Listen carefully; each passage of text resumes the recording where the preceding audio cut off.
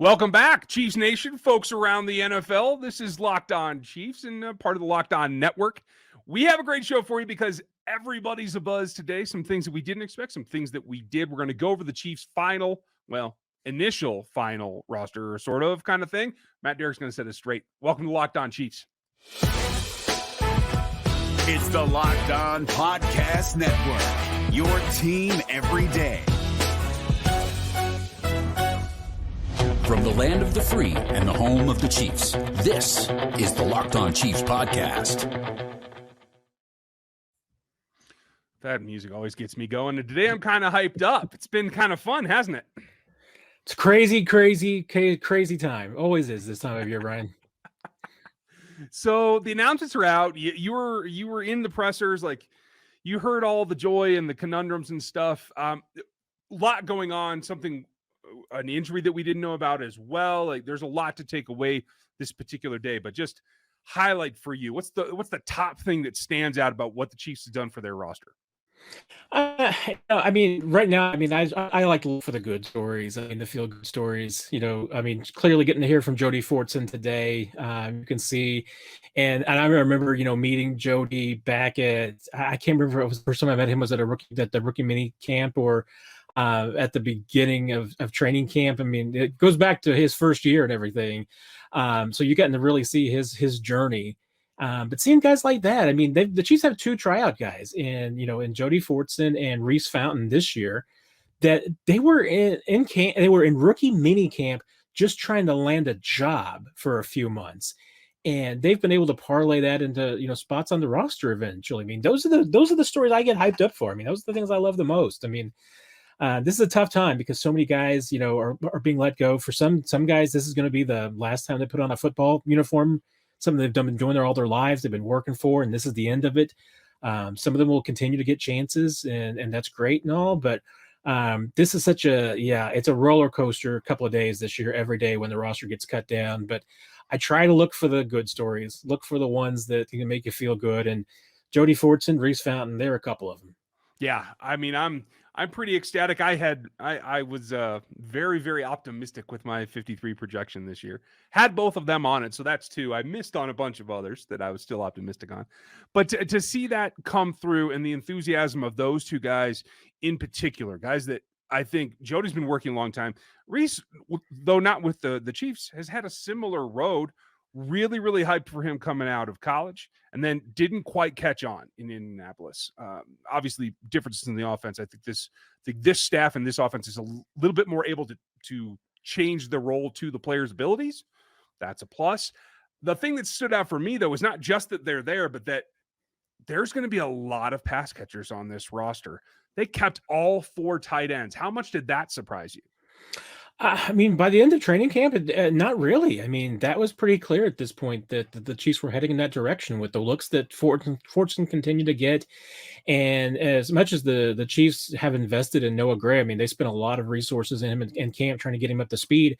I'll be honest, I'll be interested to see week one, how the depth chart actually sorts out there because the Chiefs have listed Noah Gray as number 3 on the depth chart, but I'll be actually surprised, I think, if Jody Fortson isn't the guy who's active. I'll be really surprised if they have 4 tight ends active on game day very often. That should be probably a fairly rare occasion, barring some injuries and everything. At this point, I think that Fortson is their number 2 target when it comes to the passing game at that position, and I think he should at least be number 3 in the depth chart.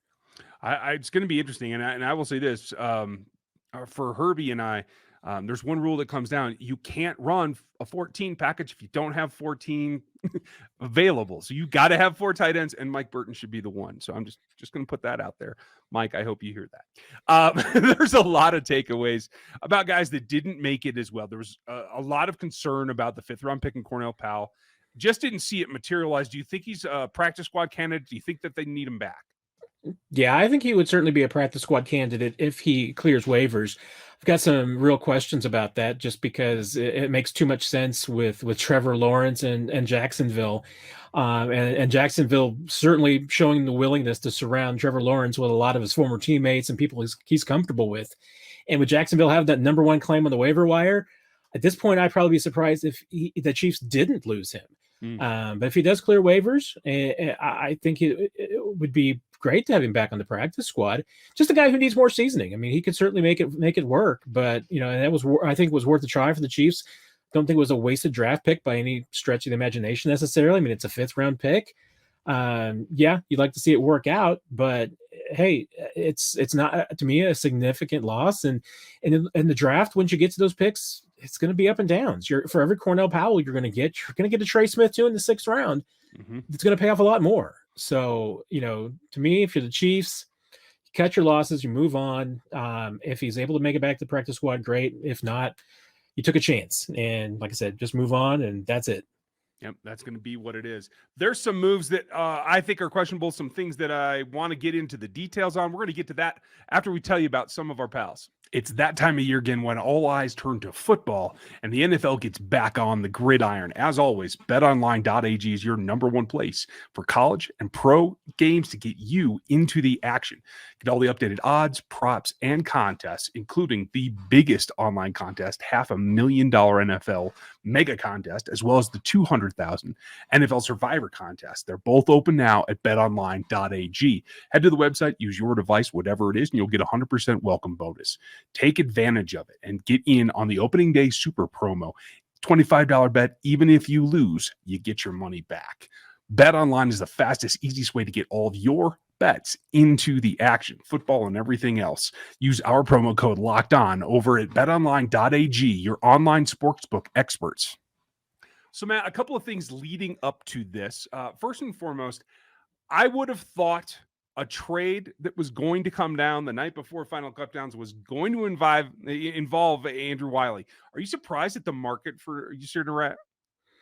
A little bit, but you know what? This is exactly the kind of, trades that you see, come down at the last second. I mean, this isn't a breakthrough deal or anything. I mean, it's a 7th round draft pick, but it's an indication that, hey, the Patriots had a need that needed a little bit of depth on the offensive line. Couldn't be guaranteed. This was the guy clearly that they thought could help them out. No guarantee that certainly where the Patriots are in the waiver wire process, it's players going to fall down to them. 7th round pick. I mean, it makes perfect sense. I mean, the Chiefs have made these kind of deals before. If you got a player who's not going to make your team and another team's got either a late round pick or a player that you can make a deal work, these things happen. Catches that I certainly didn't see that the Chiefs making a deal that they would be acquiring any talent like that, because I couldn't see anybody from another team that would be a waiver wire candidate that could crack this 53 right now. So the fact Chiefs were not in the market for that makes total sense. But the fact they were able to convert a guy that they would have had put on waivers and get a 7th round pick, I mean, great. I mean, they got a year of service out of Yasir Durant and a pick for just signing as an undrafted free agent. I mean, that's win-win. So that's a pretty good job of working the phones by Brett Veach there.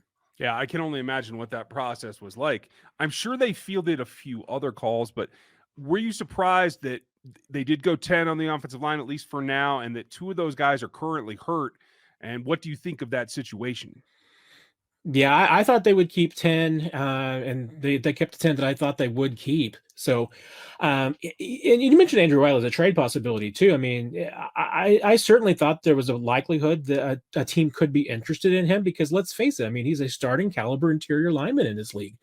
And there could have been some other teams interested. But the way the Chiefs were using Wiley during training camp in the preseason, they clearly see him as a pretty valuable swing piece, and as a backup on this team that gives them tremendous depth. And that's what they were trying to build that they didn't have last year. They wanted to build that. So I think it would have had to take a really good offer to get Andrew Wiley out of their hands as just being an affordable guy who can play 4 different spots for them that they're comfortable with. But you look at the rest of this line, yeah, you've got Austin Blythe and with the sports hernia and LDT with the broken hand. One or both of those guys are candidates to start the season on IR now that they've made the 53, with the rule being that in order to return from injured reserve, you got to be on the 53 first. So the club starting tomorrow could put either one of those guys on IR. Expect that to happen with Marcus Kemp coming back. That was kind of a procedural move amongst the cut downs.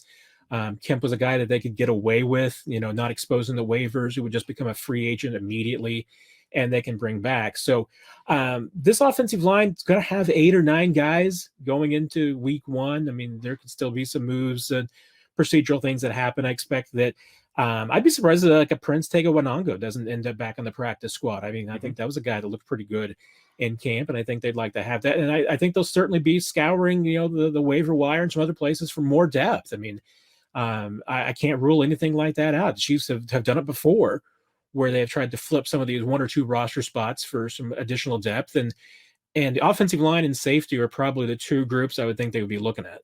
Yeah, I would think so as well. And Prince Tegawanaga, I think, is a very good point.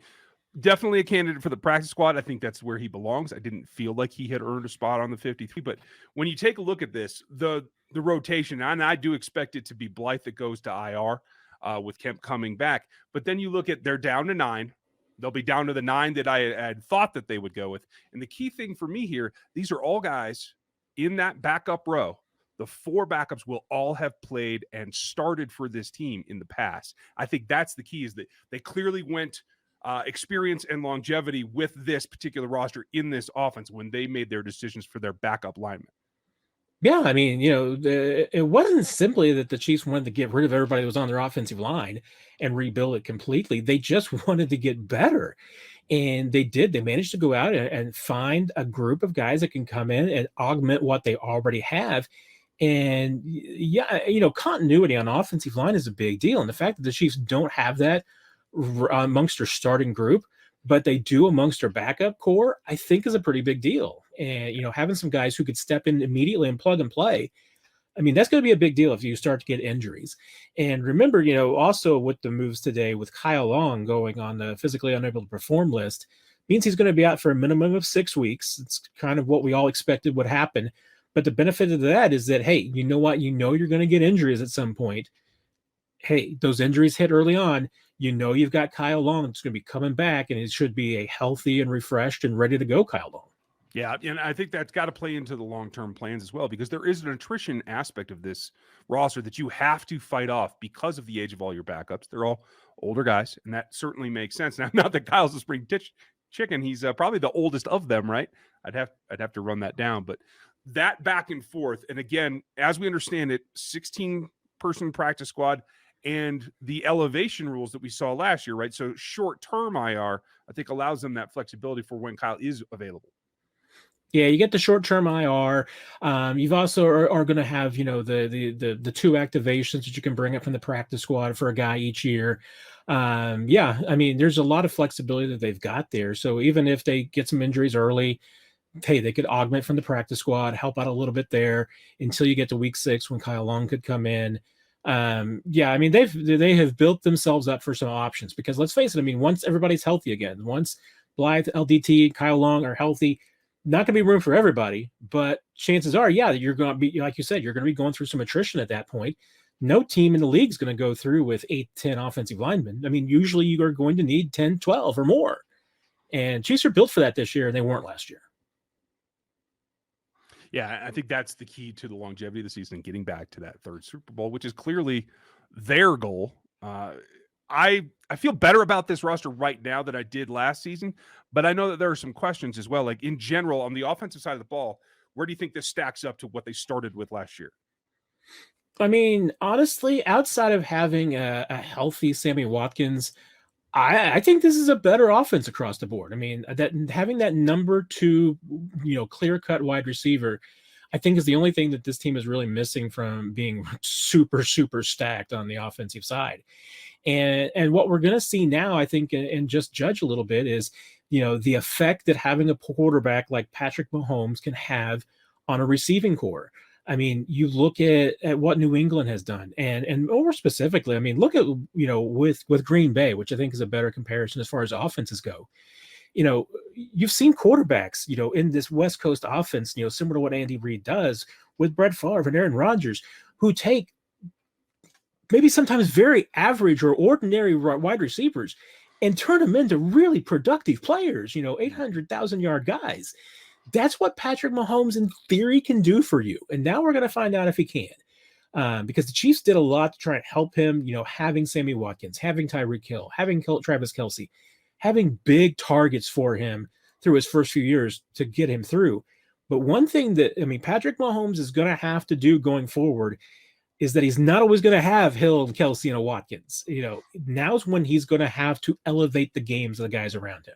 Mm-hmm. And so we're going to find out, can he turn a McCole Hardman? Can he turn a Reese Fountain, DeMarcus Robinson? Can he turn those into 800-yard receivers? That's what he's going to need to do.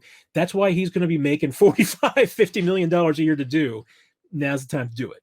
Yeah, and I think we're going to find out rather quickly. We'll talk about the first game against the Cleveland Browns next week, folks, and we'll go over that in detail. But right after we get back from this, I want to get into the defensive side where I thought there were more surprises.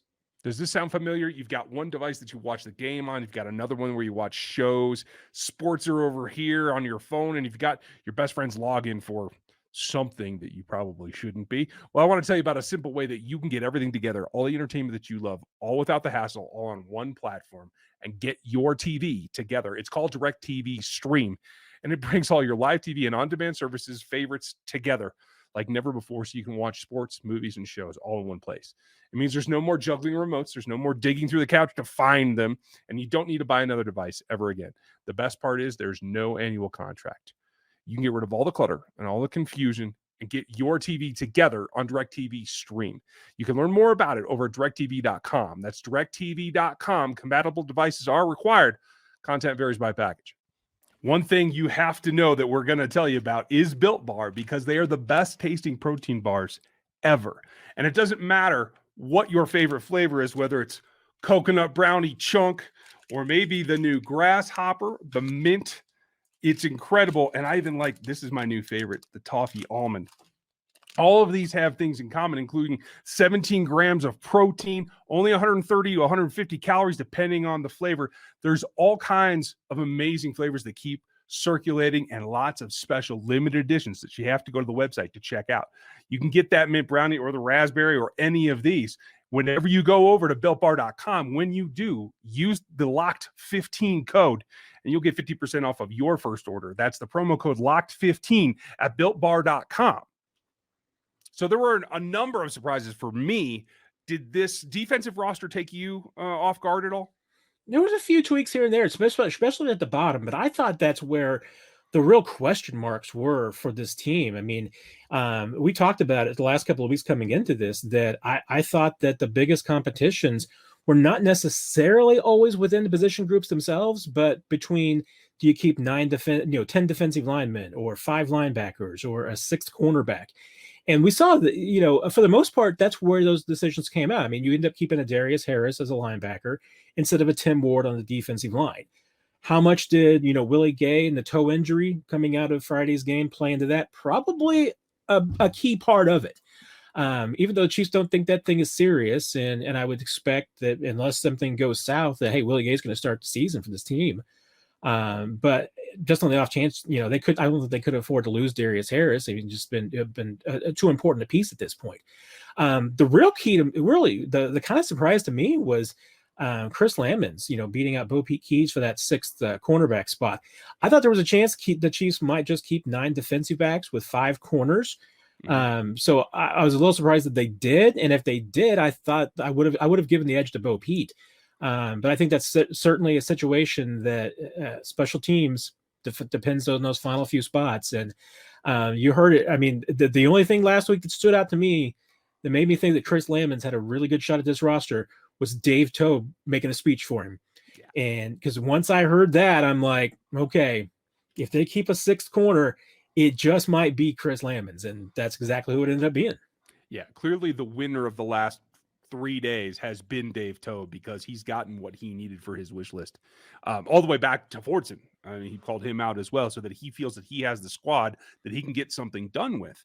I agree with you. I think the Willie Gay injury played into it. I do want to clarify, Andy Reid did not say turf toe. He said a toe injury. So I think anytime you have a turf toe, that's a separation of that big tendon on your big toe, generally big toe anyway. That's more of a serious, long-term and very difficult to rehab injury. So that doesn't sound like it to me from the fact that they feel that he might be able to go week 1. Yeah, I mean, the fact that the Chiefs didn't even mention the injury after the game on Friday gives you a little bit of an indication about the severity, hopefully, of the injury. And from what we heard from Andy Reid, on Tuesday, it was really the next few days, next week or so, really being the tell. And that's all indicative that they do think that they're pretty positive on this, that it's not going to be a long-term issue. And if that's the case, then it would certainly indicate that it's not necessarily turf toe. Toe injury doesn't have to be that. So let's see what happens. But yeah, from what I'm hearing at this point, the Chiefs are not expecting the worst with this. Okay. And I think that's a positive. And maybe not the greatest thing for Darius once Willie's back to normal. Like I expect there to be a practice squad rotation there somewhere, because for me, I didn't feel that Josh Kando outplayed either Tim Ward or Devon Harris in this particular preseason, but maybe the team felt that he was going to get plucked if the waiver thing did happen. But I can see them rotating that back, maybe bringing back another end here as they get Willie kind of squared away. Does that jive with you, or do you think that they'll make another move? Yeah, no, that it does. I mean, we will see, especially with like LDT and Austin Blythe. We know one of those guys is going to go on IR for sure, and that's going to free up the spot for Marcus Kemp to come back. Possibility that both those guys could go on IR and be gone for 3 weeks. And if that's the case, then yeah, there could be another body that comes back. That could go a lot of different directions. I mean, yeah, I think Ward and Harris would both be candidates. They might even prefer to bring back another offensive lineman. We'll see. But at that point, I think they would be pretty well set. I mean, they'd be pretty close at that point with what I expected their roster to look like, especially if they brought back a 10th defensive lineman. Then you would see there's just the way that the procedural moves kind of played out there. But yeah, I mean, with Kando, for a rookie, it just needs to be close. You just need to be able to make the case. And for Kando, he certainly made the case that, hey, he can be a special teams player. He can be a productive, maybe niche pass rusher. Because I'll tell you this, of one of my bold predictions for 2021, if Joshua Kando is active enough, he's going to block a kick, because that dude is huge. And you see him on special teams on the line, he's going to get a paw up one time and block a kick. I don't have any doubt about that. And once again, Dave Tobe wins. Dave Tobe wins. But in that scenario, and not just with the special teams performance that he might have in him, between letting go of both Ward and Harris, guys that have played for this team in the past, does that give you any indication that they feel that Frank Clark is going to get back up to full strength? Going a little bit light at end surprised me a bit. Yeah, and I think actually the moves that they made probably tell us a couple of different things about maybe the injuries that we should be looking at. I mean, we're focusing on Darius Harrison and Willie Gay, but yeah, going light, I think it does, have an indication that they feel pretty good about where Frank Clark's injury is. Yeah, they've got a lot of flexibility there on that group where they can kick guys inside and outside. So, depth, even at 9 guys, isn't huge. And if they brought back a 10th, they'd be fine there. I wonder, too, with keeping a 6th corner, what does it say about Rashad Fenton and the hamstring that had been limiting him a little bit? Yeah, the Chiefs are, going to be going in probably with Fenton as basically their 4th corner anyway, and maybe he'd be battling with Baker for that spot. Looked like Mike Hughes is pretty much, clearly won that number 3 corner for now, with Fenton out. But it does make me wonder, now that he's been limited with that hamstring for a little bit, that maybe keeping the 6th corner does tell us a little bit more about that injury. Maybe it's a little bit more serious than we're thinking. That's kind of how I took it as well. As far as the practice squad goes, anybody that you really think is a shoo-in to get brought back, obviously, if they're not claimed on waivers or anything else? Yeah, I think there's I could probably rattle off just on the group that they let go 20 guys that deserve spots on the practice squad. I mean, I think there was a lot of guys who had some really good camps. For all of the struggles that Devin Key had in a couple of the preseason games, he and Zane Alexander, I think, were both, key candidates. Prince Tega Wanongo, yeah, absolutely. That's a guy I think absolutely needs to be on this practice squad. He can shows a lot of promise as a potential swing tackle and some depth on that offensive line. Derrick Gore, or Darwin Thompson, I think both, but Gore has really intrigued me. I'd like to see him back on that practice squad, and they do need another running back there because once again, you're going to have attrition. So, you're not going to be able to go through the season with 3 running backs. So they could certainly use some more bodies there. They've got a couple of the linebackers, even, honestly, Riley Cole that they let go early on, I think would be a really interesting practice squad addition. And remember, with the 16 squads, they can have, guys with more experience and unlimited experience in some of those spots. Gary Dieter could certainly stick around. I'm expecting a third quarterback. It's probably going to be Shane Buechele, but you know what? If a veteran is out there that fits what the Chiefs want to do, they might even pick up a veteran quarterback to fit the practice squad. Yeah, I wondered that as well. And the other two that stood out to me is I think Bo Pete and Boodle. Absolutely. They are crossing their fingers they get through waivers. Yeah, I think those are both guys that deserve to be back. They've had good camps, especially Bo Pete. I think he really took some strides this year. Really just kind of a numbers game for him, but I think he's earned a spot as well. I also think that they should be, like you said, if there's a veteran quarterback, certainly that's an option. But I think that there are some interesting releases going on out there. Do you think that this is pretty set other than the Kemp for the lineman kind of rotation, or do you think that they're still open for business? Oh, they're definitely going to be, open to seeing what's out there on the waiver wire. I mean, it's really hard to see where there are upgrades because, like I said, I mean, it's not time that I've been covering this team. I think this is the deepest Chiefs squad that we've had from top to bottom, top to 1 to 53. Mm-hmm. And I don't know there's a lot of places where they necessarily feel like that they can upgrade. They're certainly going to be on the lookout for it, and maybe there's some spots, where some guys that they have, really liked before that now have become available. They'll be on the lookout for that. So it never surprises me if there's a little bit of turnover. I would probably still expect less turnover this year than in years past because I just think that this is a pretty stacked group right now. I think I agree with you, and I think I appreciate you taking the time to walk us through all this, folks. ChiefsDigest.com, that's where you can get all the info. Matt, thanks for being here. Of course, Ryan. Always great talking to you, man. And folks, we'll be back with you tomorrow. We'll catch you then.